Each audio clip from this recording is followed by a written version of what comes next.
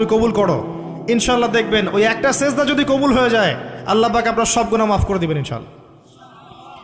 নামাজটা ছাড়েন না, যত পাপ করছেন করেন, আমি বলি নামাজ ছাড়েন না, ইনশাল্লাহ একদিন নামাজই আপনাকে পাপ থেকে বের করে আনবে ইনশাল্লাহ।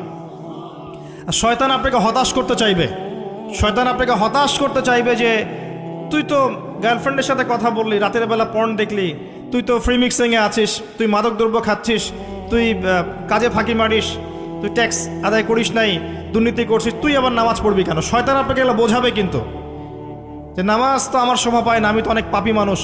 এই ধোকায় পা দিবেন না, আপনি নামাজ কন্টিনিউ করতে থাকেন, ইনশাল্লাহ আল্লাহ পাক আপনাকে পাপ থেকে বের করে আনবেন ইনশাল্লাহ।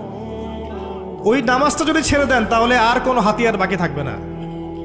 আর আপনি যত পাপ করেন না কেন মায়ুস হবেন না, মন ছোট করবেন না। আপনার একটা সেজদা, যে সেজদা আপনি চোখের পানি ঢেলে দিয়েছেন